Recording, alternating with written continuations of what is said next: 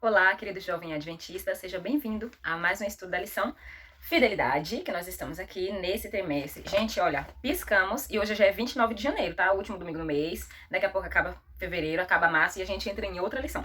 Mas essa lição Fidelidade vai ficar para a história do Ministério Jovem, hein? Maravilhoso. E olha só, essa semana a gente vai aprender sobre altruísmo, a gente vai aprender com a história de Isaac, tá? Descendente aí de Abraão, tá bom? Neto de Abraão. E o altruísmo é o contrário do egoísmo, certo? É algo contrário à nossa natureza, é algo que só provém de Deus. Naturalmente, eu sou egoísta, você é egoísta, sua família toda, todo mundo que você conhece, o mundo inteiro é egoísta, certo? E não adianta, mas eu... Não vem não, que tu é egoísta sim, tá bom? Não vem com esse negócio de, não, porque eu que... Todo mundo que é pecador é egoísta. E a humanidade toda é pecador, a gente já nasce no pecado, tá? Então é todo mundo egoísta, fica com essa premissa já aí na tua cabeça. Eu sou egoísta sim. O que eu preciso aprender? Eu preciso aprender a ser altruísta, tá? E a gente vai aprender isso com a história de Isaac. A gente aprende isso com a vida de Jesus, com a vida de diversos personagens bíblicos. Porque tudo que foi escrito na Bíblia foi escrito para que a gente possa aprender, certo? E colocar em prática. Então, o que eu vou usar como complemento para o estudo de hoje, para a introdução mesmo da lição? Você já estudou a parte de sábado, já viu a tirinha, já escreveu suas impressões, né? Que eu já disse para vocês que no sábado à tarde você precisa pegar a sua lição e fazer ali a sua... né, o seu resuminho do que você acha que vai ser durante a semana. Então hoje você já leu aí o seu textinho que fala sobre um casal de missionários e as mangas verdes e as mangas maduras e tudo mais. Agora eu quero me deter hoje no texto base da lição dessa semana, que é Romanos capítulo 12, dos versículos 9 ao 21. Por que eu vou me deter nele? Porque é esse texto, é esse capítulo de Romanos com as orientações de Paulo que vai deixar claro pra gente o porquê que Isaac teve as atitudes que ele teve, e a gente vai estudar isso amanhã e durante o resto da semana, tá bom? Então, como complemento, eu vim trazer para vocês hoje um comentário bíblico, que eu já disse pra vocês que eu amo estudar com comentário bíblico, além do Espírito de Profecia, tenho diversas outras fontes, né? Então eu tenho aqui físico, tem muitos que eu não tenho físico, eu estudo virtual mesmo, mas eu tenho físico, comentário bíblico homilético de Romanos, escrito pelo pastor Mário Veloso, é um comentário da Igreja Adventista do Sétimo Dia. E, gente, se você é alguém que entende esses termos homilética, hermenêutica e acha que isso é só... mas isso é só pra quem estuda teologia, isso é muito difícil. Gente, não é. Claro que pra quem estuda, pra quem se aprofunda, tipo, eu fiquei encantada, apaixonada. Eu ganhei esse livro em 2017 de um pastor amigo. Inclusive eu já estou com a minha Bíblia de Estudos aqui, né? Que eu tava gravando pra vocês antes, eu não tava em casa. E eu disse pra vocês que eu não tava com a minha Bíblia de Estudo, por isso algumas anotações eu não tinha, né? Porém já estou aqui. Que a minha Bíblia de Estudos ela é uma Bíblia que está velha, porque eu uso muito ela. E também porque o material que ela é feita, ela tem um tecidozinho por baixo e por cima é uma cobertura muito frágil. Então, o tecido já começou a aparecer e esse materialzinho aqui já tá descascando todo. Então, eu uso muito. Ela é uma Bíblia grande, não sei se dá pra você ter noção aqui entre o tamanho da lição e o tamanho da Bíblia. E ela é bem pesada, grossa, tá vendo? Bem pesada. Tem vários post-its aqui, bonitinhos, coloridos. E ela é minha Bíblia de estudos mesmo, então Romanos tá aqui todo marcadinho, né? Essa é a Bíblia que eu comentei com vocês nos vídeos anteriores, que eu fiz o estudo de Salmos e tudo. Aqui, ó, abri um pedaço aqui de Salmo pra você ver. Esse é meu estudo de Salmos com essa Bíblia, então tem muito post-it, tem muita anotação. Provérbios também, eu fiz o estudo de Provérbios com ela e tem aqui vários provérbios marcadinhos e anotados. Então já estou com a minha Bíblia real, oficial, a minha preferidinha de todas, né? Então lá em Romanos o meu texto já tá bem marcadinho, então pega a tua Bíblia e vamos para Romanos 12, porque a gente vai se deter nele. Então, como eu falei para vocês, esse comentário bíblico homilético, ele não é um comentário feito só para quem estuda teologia, ou para quem se aprofunda demais, ou para quem lê muito. Não, gente. Logo na introdução dele, no prefácio desse livro, ele vem explicando que não foi adotado aqui uma versão erudita, né, do comentário. Por quê? Porque a ideia do Dr. Mário Veloso era que fosse feito acessível para qualquer tipo de leitor que tenha interesse em entender um pouco mais sobre a escrita do texto de Romanos, né, sobre os ensinamentos de Paulo, o que estava por trás, o contexto histórico, né, tudo que permeava ali a vida de Paulo quando ele escreveu essa carta, né, aos Romanos, beleza? Então, é muito simples, gente, porque aqui a epístola de Romanos vai esclarecer qual era o modo de pensar do apóstolo Paulo, qual era a ideia do apóstolo Paulo sobre o evangelho, tudo isso era orientado pelo Espírito Santo, e também vai falar sobre a espiritualidade de Paulo, sobre os dilemas que ele tinha com ele mesmo, e tudo isso ele passava nas suas cartas, né? Então, o capítulo que vai tratar, o capítulo desse comentário que vai tratar do capítulo 12 de Romanos, é o capítulo 7. E olha, todo marcadinho, porque Esse capítulo é maravilhoso e porque esse capítulo 12, ele realmente é incrível, então, e é muito difícil também de colocar em prática tudo isso que tá no capítulo 12, então eu vim pra esse capítulo e eu marquei muito ele. Não foi agora, tá? Eu ganhei esse livro em 2017, então essas marcações são de 2017. Quando eu fizer uma próxima leitura, eu vou marcar de novo mais coisas, vou escrever um pouco mais nele. Tem escrito algumas coisinhas escritas aqui, ó. E aí, em 2017, gente, eu era um pouquinho mais controlada na escrita. Então, você vai ver que tem muita marcação e pouca coisa escrita. Mas aí, depois que eu fui me aprofundando mais, eu comecei a escrever muito, tá? E olha o título do capítulo. Pra você entender por que a gente precisa compreender Romanos 12 pra depois prestar atenção no que foi que Isaac fez lá em Gênesis 26. Olha o título do capítulo. Aplicação prática. Poder transformador do evangelho. Ou seja, tudo que Paulo vem falando aqui nesse capítulo, quando chega no 12, ele vai dizer assim, agora vamos colocar em prática. Qual é a prática da conduta do cristão? O que o cristão precisa fazer? O que ele deve fazer para ser reconhecido como tal e para que possa alcançar as outras pessoas? Então, vamos lá. Quero primeiro fazer a leitura para vocês do texto base, tá? Dos versículos 9 a 21 do capítulo 12 de Romanos. A versão que eu vou pegar aqui é a Nova Versão Internacional, mas como eu disse pra vocês, eu gosto muito mais da Nova Versão Transformadora. Só que como eu só tenho o celular que está gravando, eu não tenho como acompanhar a Nova Versão Transformadora, tá? Mas eu vou ler aqui pra vocês. A Nova Versão Transformadora, gente, é simplesmente maravilhosa. Olha só. O amor deve ser sincero. Odeiem o que é mal, apeguem-se ao que é bom. Dediquem-se uns aos outros com amor fraternal. Prefiram dar honra aos outros mais do que a vocês. Nunca falte a vocês o zelo, sejam fervorosos no espírito e sirvam ao Senhor. Alegrem-se na esperança, sejam pacientes na tribulação, perseverem na oração. Compartilhem o que vocês têm com os santos em suas necessidades. Pratiquem a hospitalidade. Você vê que tudo isso daqui é prática, não? Verbos de ação. Dediquem-se, odeiem, deem honra, alegrem-se, compartilhem, pratiquem, abençoem. Então, todos são verbos de ação, certo? Abençoe aqueles, estou no verso 14 agora. Abençoe aqueles que os perseguem, abençoem-nos, não os amaldiçoem. Alegrem-se com os que se alegram, chorem com os que choram. Tenham uma mesma atitude uns para com os outros. Não sejam orgulhosos, mas estejam dispostos a associar-se a pessoas de posição inferior. Não sejam sábios aos seus próprios olhos. Não retribuam a ninguém mal por mal. Procurem fazer o que é correto aos olhos de todos. Façam todo o possível para viver em paz com todos. Amados, nunca procurem vingar-se, mas deixem com Deus a ira.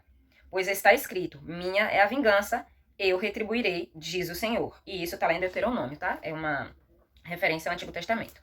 Ao contrário, se o seu inimigo tiver fome, dê-lhe de comer. Se tiver sede, dê-lhe de beber. Fazendo isso, você amontoará brasas vivas sobre a cabeça dele. Verso 21. Não se deixem vencer pelo mal, mas vençam o mal com o bem. E o títulozinho, né, o subtítulo aqui do verso 9 até o verso 21 é o amor. Então a gente observa aqui, primeiro Paulo vem falar sobre a metanoia, que a gente precisa colocar em prática, a transformação da nossa mente, é a mudança de uma mentalidade de alguém que precisa se oferecer como sacrifício vivo a Cristo, não se amoldar, né? Deixa eu esclarecer um negócio aqui pra vocês, gente, que eu já vi muita gente pregar com esse texto de Romanos 12, pregar errado, gente. O capítulo 12, vai que cai um negócio aqui no meu olho. O capítulo 12, lá no verso 2, tem aquele famoso texto. E não vos conformeis com este século, mas transformai-vos pela renovação da vossa mente, para que experimenteis qual é a boa, perfeita e agradável vontade de Deus. Mas, eu já vi muita gente pregando assim, porque a gente não pode se conformar com esse mundo, irmãos.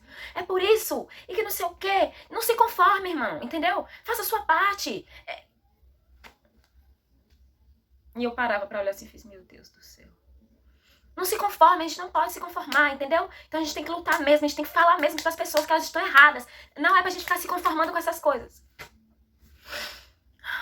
Não é isso que o texto está dizendo. Não foi isso que Paulo escreveu. Então vamos lá. A importância de usar versões diferentes da Bíblia, que é o que eu falo para vocês sempre, que traz a tua mente amplia. Na Nova Versão Internacional, que é a que eu estou usando, olha como é que está escrito o verso 12, ou capítulo 12, verso 2. Não se amoldem ao padrão deste mundo, mas transformem-se pela renovação da vossa mente, para que sejam da sua mente, para que sejam capazes de experimentar e comprovar a boa, agradável e perfeita vontade de Deus. Então, não se amoldar É a mesma coisa que lá nas versões mais antigas está escrito não vos conformeis. Não é de não se conformar porque você tem que brigar, porque você tem que... Não. Conformar é não tomar a mesma forma. Não se conforme, não use a mesma forma do mundo, a mesma forma, na verdade. Não é forma, é forma. Não use a mesma forma do mundo.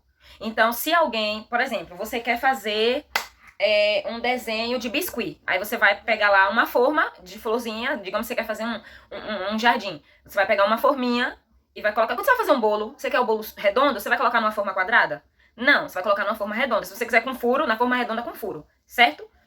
Então, o que Paulo está dizendo aqui? Que não é pra gente entrar na forma do mundo. Porque o mundo é contrário à palavra de Deus. Então, quando Paulo diz não vos conformeis com este século, é isso aqui, não se amoldem. O modelo, o molde do mundo, não é pra gente entrar nele. É pra gente ser diferente desse molde, dessa forma. Entenderam? Não é pra gente tomar a mesma forma do mundo. É pra gente ser diferente, porque o padrão do mundo é contrário ao padrão de Deus. Eu nem abri o parênteses, mas eu vou fechar aqui. Eu era pra ter aberto lá na frente, porque o texto da semana não é esse. Mas eu lembrei que eu precisava fazer essa explicação pra vocês. Porque eu já vi muita gente pregando errado assim. Eu não sei se você já foi essa pessoa. Se você nunca entendeu o que significava não se conformar, agora você entende. Eu também não sabia. E tem muitos anos que eu fui estudar mais sobre originais e entender um pouco mais sobre esse texto. E aí eu compreendi que não se conformar é não usar a mesma forma, tá? É ser diferente. Porque se você usa a mesma forma do mundo, você é igual ao mundo, né? Se você quer fazer um bolo quadrado e um bolo redondo, aí você coloca a massa do bolo nas duas formas redondas, os dois bolos vão ter a mesma forma. Mas se você quer bolos diferentes, um tem que estar numa forma e outro tem que estar em outra forma, certo? Então o mundo tá nessa forma dele. A gente tem que estar numa forma diferente, que é o padrão da palavra de Deus. Tá bom? Voltando aqui para os versos 9 ao verso 21. Os versos 9 a 21, tá? A gente tem aqui esse comentário homilético. E, gente, o capítulo, ó, não é pequeno, tá? O capítulo é tudo isso. Deixa eu ver. É isso mesmo, vem até aqui. É isso mesmo. O capítulo não é pequeno, mas eu quero ler alguns trechos chave para vocês entenderem o que é que Paulo tá querendo explicar com essa questão de odeiem o que é mal, se apeguem ao que é bom, não paguem o mal com o mal e tudo mais, para vocês entenderem um pouco mais. Assim como eu entendi da primeira vez que eu estudei esse comentário e esse texto de forma mais aprofundada, pra gente prestar atenção. Foi isso aqui que Isaac fez, porque Isaac entendeu que era isso que Deus queria, tá? Então vamos lá. Deixa eu chegar lá na parte do verso 9 ao 21. Ele diz assim, ó. A conduta do cristão baseada no amor sincero. Paulo continua falando do estilo de vida que o cristão deve ter. Agora que a mente foi renovada pelo Espírito e está em condições de pensar no que é bom, Paulo fala do amor e da influência nos diferentes aspectos da ética e da moral cristã. Então, a primeira parte que ele vem falar aqui é sobre o amor e odiar o que é mal. Então, ele diz assim, de que vale o amor fingido? Serve somente para enganar os outros e enganar a si mesmo. O amor, que Paulo diz, deve ser sincero, que significa sem hipocrisia, genuíno, contrário ao que os artistas de teatro fazem nos palcos. Os artistas nos palcos fingem a realidade, eles representam os fatos. Mas que espécie de amor é esse que Paulo fala? E aí ele vem aqui explicando um pouco mais sobre essa parte do amor. Mas já deu para vocês entenderem, né? Não é falsidade, é verdade. O que Deus quer que a gente ame de verdade. Que é difícil. Aí na segunda parte aqui que fala odeiem o que é mal. O importante em aborrecer o mal é o desejo de evitá-lo. O amor evita o mal de forma sistemática e constante. Alguém que ama uma pessoa jamais fará o mal para ela. Na verdade, esta pessoa não apenas evita fazer o mal para outra, mas também se esforça para que ninguém lhe faça mal. Se interessa unicamente pelo bem. Então, no cristão, o interesse de fazer o bem às pessoas a quem ele ama é constante. O amor se apega ao bem, da mesma forma que o colírio se integra ao olho. Olha só, gente. O amor se apega ao bem, da mesma forma que o colírio que se coloca no olho se integra a ele. Então, observa, quando você coloca um colírio, ó, se integrou, virou ali entrou no olho, pronto. O amor e o bem, a mesma coisa. O amor se apega ao bem. E aí vem falando aqui sobre você respeitar e honrar os outros. Eu tô destrinchando essas partes, tá? Dos verbos de ação que Paulo usa. Então, aqui, a base de respeitar e a disposição em honrar os outros está no fato da admiração que uma pessoa sente por outras pessoas. a verdadeira admiração procede o amor fraternal. E o amor, como a raiz do respeito e da honra, produz honra e respeito quando é mútuo. Se você me respeita, eu te respeito. Se você me honra, eu te honro. O amor, quando é genuíno, verdadeiro e sincero, sempre gera amor. De fato, todo amor que possamos ter para com o próximo e para com Deus tem origem no amor que ele manifesta aos seres humanos. Agora vem a parte da alegria aqui, ó. Alegrem-se na esperança, Paulo diz, sejam pacientes na tribulação. Nada melhor que a esperança cristã para espantar a tristeza e superar as amarguras. Amarguras e tristezas sempre sobrevêm. Nesses momentos é necessário manter a esperança de que Deus, em meio a elas, formará em nós um caráter tão confiante nele, tão seguro no Espírito, como era o caráter do próprio Jesus Cristo. Então, na história de Isaac, ao longo dessa semana, a gente vai perceber que ele era alguém que passou por amarguras, passou por tristezas, e ele tinha esperança de que o caráter dele seria moldado de acordo ao caráter de Cristo, tá? E aí Paulo também vai dizer pra gente que a gente não deve se vingar, que é pra privar a nossa vida de retribuir os outros da mesma forma, não retribuam mal com mal. Ele diz assim: quando se chega ao ponto da vingança, é muito difícil fazer o processo retroceder. O melhor é nem começar. A retribuição do mal pelo mal vai gerar maior mal. E esse processo continua aumentando da mesma forma como a velocidade aumenta quando você está descendo num tobogã. Vocês estão percebendo que a linguagem desse comentário homilético é muito simples? Olha as comparações. Colírio com os olhos, a velocidade que você desce no tobogã, tudo isso é para fazer você compreender o que é que Paulo estava querendo dizer quando ele escreveu esse capítulo 12 de Romanos, tá? Deixa eu ver aqui a próxima parte. Esforçar-se por fazer o bem. Quem sempre faz o bem desenvolve uma espécie de simpatia que é originada no bem. Se um cristão é simpático para com os outros, o mais provável é que os outros também sejam simpáticos para com ele. Além do mais, fazer o bem, como tudo que o ser humano realiza, tem em si o elemento que atrai a imitação dos outros. Ou seja, se as pessoas estiverem fazendo algo bom, elas vão querer te imitar. Quem imita o bem constantemente se permite ser guiado pelo Espírito Santo. Pode se tornar bom e, graças a isso, deixar de fazer o bem simplesmente por imitar. Mas fazer isso como um estilo de vida. Fazer o que depender de cada um, embora os outros não façam sua parte, também é um ponto que Paulo destaca aqui nesse capítulo. E ele diz: se possível, no que depender de vocês, tenham paz com todos. Não esperem que os outros... Esse é o ponto-chave do que aconteceu entre Isaac e o rei, que vai ser o estudo de amanhã, que eu vou gravar para vocês. Não esperem que os outros façam a paz com vocês. Construam vocês a paz com os outros. E se eles não corresponderam, vivam vocês em paz com eles. Porque havendo um tratamento de paz, embora seja de uma só das partes, com um bom entendimento já estamos na metade do caminho para a paz. Foi isso que aconteceu lá em Gênesis 26 com Isaac e o rei Abimeleque. Eu não vou ficar dando muito spoiler porque é o vídeo de amanhã. Mas se você já leu Gênesis 26, você vai conseguir compreender. Então... outra coisa que Isaac fez, além de não ficar esperando que os outros tivessem paz com ele, ele mesmo estabeleceu paz com os outros. Não se vinguem de ninguém, nunca procurem vingar-se, Paulo diz, mas deixem com Deus a ira. Aquele que por si mesmo se vinga, toma o lugar de Deus. Atua por si mesmo em algo que corresponde à ação divina e endeusa a si próprio. Quem se considera um pequeno Deus, atua de maneira rebelde contra o grande Deus onipotente. Deus sabe melhor do que ninguém como é que dá um castigo justo para uma pessoa que fez ações que merecem castigo, né? Por outro lado, o ser humano que se acha pequeno Deus prova que é injusto e não está em condições de castigar a ninguém com justiça, porque a nossa justiça, gente, não pode nem ser comparada à justiça de Deus. Ela é comparada a trapos de imundícia, entende? Então, Paulo diz aqui,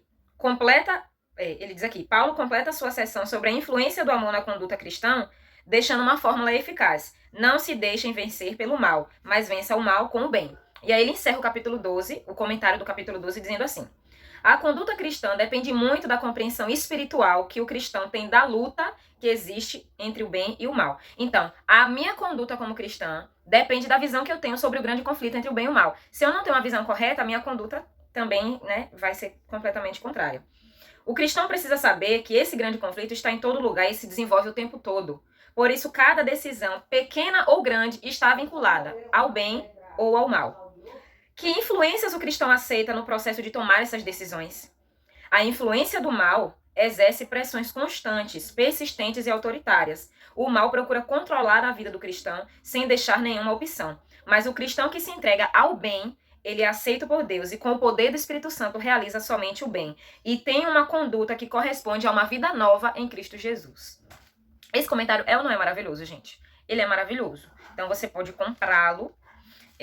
Eu vou deixar eu não sei se eu vou encontrar ele com facilidade no aplicativo da CPB, mas se eu encontrar, eu vou deixar o link para vocês do site da CPB para você comprar esse comentário. Se você gostou, se você acha que é relevante para o seu estudo, para a sua compreensão espiritual, para o seu desenvolvimento, para o seu estudo da Bíblia, porque ele é um estudo completo do livro de Romanos. Então, se você gosta da Epístola de Romanos, se você acha que esses conselhos de Paulo são muito bons, você com certeza vai se apaixonar ainda mais pela palavra de Deus e pelos escritos de Paulo, estudando esse comentário homilético, tá bom? Então eu vou deixar aqui no link pra vocês. Então, gente, prestem bem atenção. O que o autor do comentário bíblico deixa claro aqui é que quando nós, como cristãos, decidimos por fazer o bem, não porque a gente faz o bem, não, a gente não faz, mas a gente pede ao Espírito Santo que nos ensine a fazer o bem. A gente evita fazer o mal quando a gente pede ao Espírito Santo forças para resistir ao mal. Então, quando a gente faz isso, a gente tem o caráter transformado à semelhança do caráter de Cristo. E era isso que Isaac era, alguém que seguia o caráter de Jesus, assim como Abraão seguia. Entende? Então a gente estudou a vida de Abraão e a gente viu que foi passando de geração em geração esse ensinamento do Deus verdadeiro, tá? Então, é essa a base que vai fazer a gente compreender por que Isaac teve tais atitudes e por que nós, como cristãos, hoje precisamos ter essas mesmas atitudes. Não pagar o mal com o mal, não se apegar à vingança, né? Como diz aqui, odiar o que é mal, alegrar-nos quando a gente está passando por dificuldade. Não é tô sofrendo, tô com uma doença, tô desempregada e viver pra cima e pra baixo. Ai, gente, que nada, tô ótima. Aí também você já tá exagerando. Mas a alegria nem simplesmente simboliza isso aqui, ó. Quantas e quantas vezes eu já sorri, meu Deus do céu. Quebrada, me esmiuçada por dentro, quantas vezes eu já sorri por fora. Porém, essa alegria na tribulação, que Paulo deixa claro, é a esperança que a gente tem, de que Cristo está no controle de todas as coisas, mesmo quando tudo ao nosso redor tá um caos, assim. A alegria é isso, não é de viver de dente aberto o tempo todo. Claro que a gente também não vai viver de cara fechada. Mas o que eu tô dizendo é, você não precisa fingir que você tá bem, entendeu? Se você não tá legal, beleza. Mas a alegria na tribulação, que Paulo tá deixando claro aqui, é nós nos alegrarmos em Cristo quando a gente tem certeza, quando a gente tem a esperança de que Cristo está cuidando de nós, Ele está no controle da nossa vida. Então as provações, elas vêm para moldar o nosso caráter. E tudo isso acontece porque Jesus, Ele quer nos transformar a sua imagem e a sua semelhança, certo? Então aqui, compartilhem o que vocês têm, abençoem as pessoas que fazem mal a vocês. Ai, gente, é muito difícil, né? Você desejar bênçãos pra uma pessoa que te fez mal, que te desejou mal. É difícil, mas não é impossível, porque se fosse impossível, Jesus não deixava, não inspirava, Deus não inspirava os profetas a escreverem isso aqui, né? E a própria vida de Jesus é um exemplo disso. É possível, sim, abençoar e desejar o bem para as pessoas que nos fazem mal, que nos perseguem, que amaldiçoam a gente, que falam mal da gente. Eita, meu Deus, como é difícil. Semana passada eu passei por uma situação de que uma pessoa veio e falou que outra tava falando uma coisa de mim e eu fiz assim, olha, Deus, é difícil, Senhor, é difícil, eu tô tentando, Pai, mas é difícil. E eu fiquei virada porque a pessoa tava falando umas coisas e eu... A pessoa não tem vergonha na cara mesmo de falar isso, entendeu? Tipo, caluniando. E aí, eu parei e pensei, Senhor, mas eu entrego pra Jesus essa pessoa, eu entrego ela pra Jesus, entendeu? É Ele Deus aí agora, porque o Senhor me conhece, sabe do meu íntimo, do meu interior, e Ele sabe que eu não fiz isso, nem que eu não faria isso, né? As coisas que a pessoa falou. Enfim, gente, é muito difícil. Eu tô falando pra vocês uma coisa que eu sei que é muito difícil, porque é uma tentativa diária, você desejar o bem pra alguém que te fez o mal. A pessoa te escrachou, falou um bocado de coisa e você tá desejando bem pra ela. Isso não significa que você tem que estar lá dando tapinha nas costas, abraçando. Não é falsidade, tá? Porque aqui Paulo deixa claro que o amor tem que ser genuíno. Acabei de ler pra vocês no comentário. O amor precisa ser genuíno, tá? Mas enfim, é difícil, mas a gente vai perceber. A gente percebe tanto na vida de Cristo e nessa semana a gente vai perceber na vida de Isaac, com a nossa lição jovem, que não é impossível a gente fazer o possível pra ter paz com as outras pessoas, tá bom? Então foi esse o comentário, o vídeo de hoje, gente. Foi esse aí, é o complemento de hoje. Esse livro é maravilhoso. Eu preciso dizer pra vocês mais uma vez que se você deseja entender um pouco mais sobre a Epístola de Romanos, estude esse livro, adquira esse livro pra você. E é isso. Esse foi o nosso vídeo de hoje. Amanhã nós vamos entender um pouquinho mais sobre o que estava acontecendo lá em Gênesis 26 entre Isaac e os filisteus, né? E é isso, gente. Até o vídeo de amanhã. Não esqueça de compartilhar com a sua classe jovem, deixar seu like, o seu comentário. É muito importante que você deixe seu comentário, porque eu quero até que você dê Eita, meu Deus, a palavra não sai. Sugestões, né? Se você acha que eu devia abordar alguma outra parte da lição que eu não tenho trazido. Lembrando, gente, que quarta-feira e sexta-feira eu não faço vídeo aqui pro YouTube. Por quê? Quarta-feira é pra você fazer o seu próprio momento hipertexto, porque eu já fiz um vídeo aqui no canal dando dicas de como aprofundar seu momento hipertexto. Então eu não vou trazer o vídeo porque você vai fazer seu momento hipertexto só com o Espírito Santo. E na sexta-feira é o dia que você vai estudar os resumos oficiais da lição jovem. Então eu faço o vídeo aqui domingo, segunda, terça e quinta, tá bom? E é isso. Não esqueça de compartilhar com seus amigos. E até o vídeo de amanhã.